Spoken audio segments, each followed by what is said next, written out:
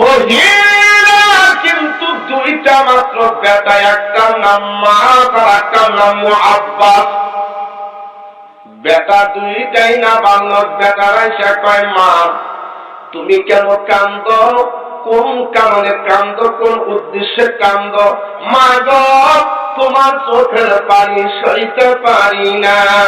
মায়ের ডাক কয় বেটারা আমার রাসূল বদরের যুদ্ধের সার্কুলার দিয়েছেন, অনেকেই দরখাস্ত করেছে, দরখাস্ত অ্যাকসেপ্ট হয়েছে। আহারে তোর বাবা বেঁচে নাই, আমি যুদ্ধে পাঠাইয়া শহীদের স্ত্রী হব, আর আমি এত গরিব, অত্যন্ত গরিব, আমি খাওয়ার মতো আমার কোনো ব্যবস্থা নাই। আমি তুই পয়সা দিয়া যদি বদরের যুদ্ধে আমি শরীক হতে পারতাম, আমার মনে সান্ত্বনা আসতো, কিন্তু তাও তো পারি না। এজন্যই চোখের পানিতে রেখাই কান্দাইছে। ছেলে দিতে মা সম্পদ থাকতে যদি খালি কান্দ, এতে রসুল খুশি যায়। আমাদের দেশের মুসলমান তো কান দিবার বাড়ি, কিন্তু আসল কামে নাই। কান দিতে খুব কান্দা, এটা বড় সহজ, কয়ে আর ঘন্টা কান্দুই, কিন্তু আসল কবরে হাত দিন না। আমি অনেক সময় বক্তৃতা বলি, এক লোকের কুকুর মারা যায় তো বইয়া কাঁদতেছে, একজনের কাছে কান্দেন কে, কুকুরটা খাওয়া যাবে মারা যেতেছে, তার কাছে ব্যাগ আছে, ব্যাগটা খুলে দেখে যে ব্যাগ বোঝায় রুটি পাই দেখেন, এই কান্দাটা দুইটা রুটি কিন্তু কুত্তা মাত্রা একটা হয়ে যান। আমি আর কোন টাকা দিতে এক রুটি দেয় মানুষ এত চালা। মা দুখুরি ডাক ডাকাই বাবা এমন কথা কইস না, আমি সইতে পারি না, আমার সম্পদ আছে কিনা তোরা জানস? ডাক ডাকাই মাগো আমরা জানি বলেই তো বলছি, বলে কোন সম্পদ আছে? সম্পদ যদি দেখাইয়া দিবার পারস তাহলে আমি দিয়া দিব, কোনো আপত্তি নাই। ডাক ডাকাই মা বাবা বেঁচে নাই, বাবা ইন্তেকাল করছেন, অর্থ সম্পদ নাই, একটা টাকাও দিবার পারবা না, আপত্তি নাই। মা তোমার তো দুইটা বাবা আছে, বেটা দুটো যদি বদলের যুদ্ধের জন্য অর্থ করে দাও, আর যদি বাড়ির থেকে দোয়া করো আমরা যদি বদলের যুদ্ধে শহীদ হইয়া যাই, আমাদের তোমাকে ডবল শহীদ আম্মা কইয়া জান্নাতে দিবে।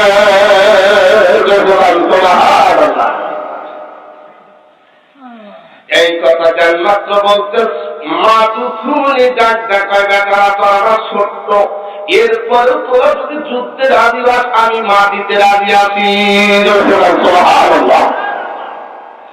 মহিলাটি ছেলে দুই হাতে ধরে আমার রাসূল দরবারে নিয়ে গেলেন। ইয়া রাসূলুল্লাহ, ইয়া হাবিবাল্লাহ, আমার সম্পদ নাই, স্বামী আমার বেঁচে নাই, মাত্র দুইটা বেটা, এই বেটা দুইটা আমি হুজুর বদর যুদ্ধের জন্য ওয়াকফ করে গেলাম।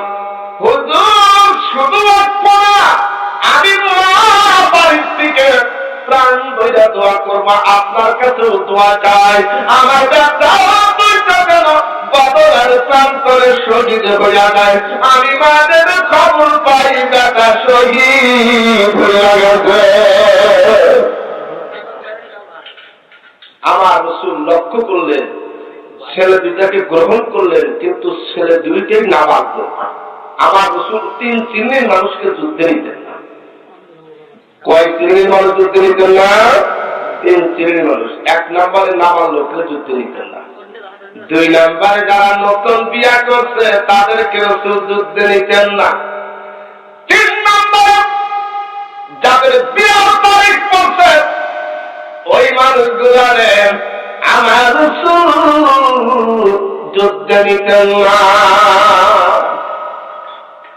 হুজুর গ্রহণ করলেন, কিন্তু দেখেন ছেলে দিতে না বাড়লো। ডাক দেখা বাবা তোরা তো না বাড়লো, তোরা তো যুদ্ধে দেবার পারবি না। ছেলে দুইটা কয় ইয়া রাসূলুল্লাহ, ইয়া হাবিবাল্লাহ, দেখতে না বললো না দেখা ফিটাটা মাপ দেন, দেখবেন মাপ গেলাম আমরা।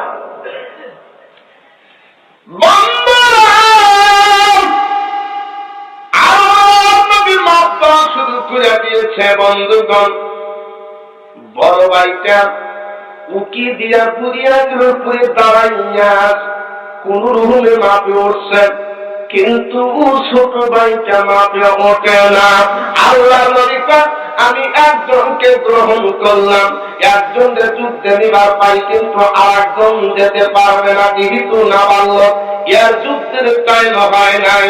এইবার দুই ভাই পরামর্শ করে বাইগ, একজন যদি যুদ্ধে যায় আরেকজন যদি না যায়, একজন যদি শহীদ হয় আমার মার আশা পুরা হবে না, মার আশা যদি পুরা না করতে পারি মা মনে শান্তি পাবে না, মা যদি শান্তি না পায় আমাদের মুক্তি হবে না।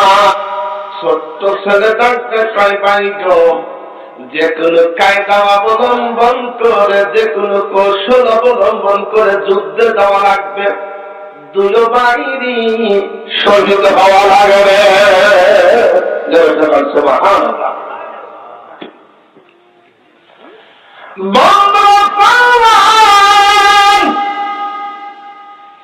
এইবার লক্ষ্য করুন, এইবার খেয়াল করুন, আল্লাহ বান্দা এইবার সুন্দর করে রওনা করেছে। বন্ধু মুসলমান লক্ষ্য করে দেখে, ছোট ছেলেরা এইবার চিন্তা ভাবনা করতেছে, ছোট ছেলেরা এইবার কেমনে করে কায়দা করে কৌশল করে ডাক ডাকায়, বড় ভাই গো মেহরবানি করে একটু ধৈর্য ধারণ করুন, সবর করুন, এখতিয়ার অবলম্বন করুন, আমি ছোট হতে পারি, যতক্ষণ পর্যন্ত আমি কোরআনুল কারীমের বিস্তারিত কিছু আমি না জানতে পারবো, ততক্ষণ পর্যন্ত বাইগো তুমি ধৈর্য ধারণ করো, যে কোনো কৌশল অবলম্বন করিয়া অবশ্যই আমিও যুদ্ধ তোমার সাথে যাইব।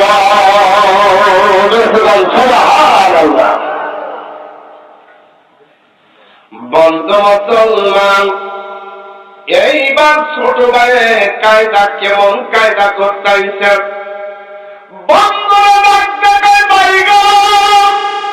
তুমি যদি সুন্দর করে আমার সাথে একটু পাশার ধরবা, ভাই তোমার কাছে মিনতি, তুমি শক্তি করবা না, তুমি শক্তি না কইরা আমি যদি একটু জয় লাভ করি তাহলে যুদ্ধে যাইবার পারবো, আর তুমি যদি শক্তি করো আমি তো জয় লাভ করবার পারবো না।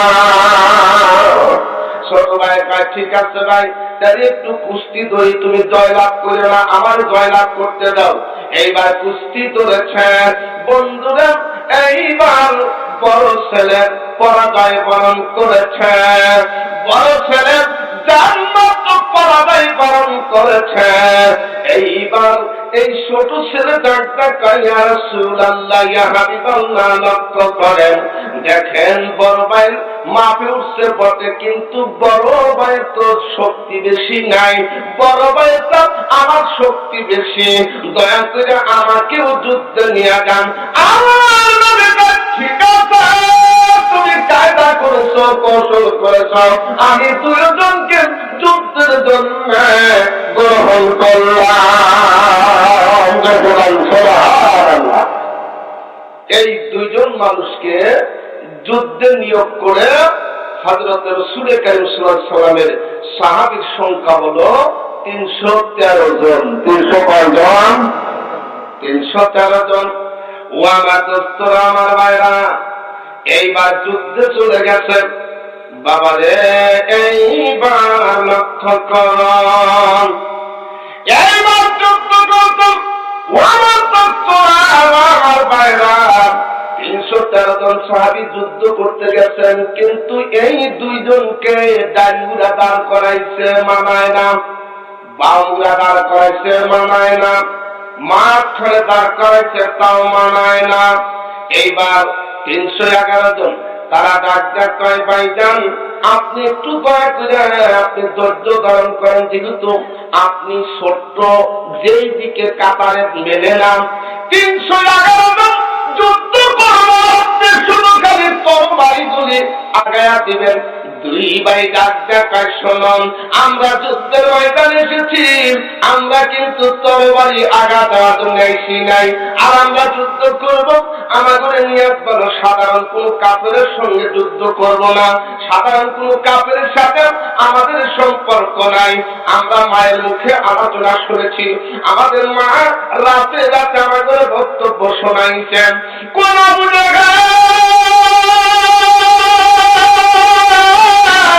আমার রাসূলকে কষ্ট দিয়েছে, ওরা বুঝাল কাবা ঘরের সামনে আমার রাসূলকে পাথর মাইরা ওয়াজিয়ান কইরা জমিনে ফেলে দিয়েছে। ওরা বুঝাল কবি রাইতা চাবুক মেরে আমার রাসূলের গায়ে চামড়া তুলে রক্ত প্রবাহিত করছে। সাধারণ কোন কাফেরের সঙ্গে যুদ্ধ করা আমাদের শখ নাই, আমরা সেই আবু জেহেলের সাথে যুদ্ধ করব।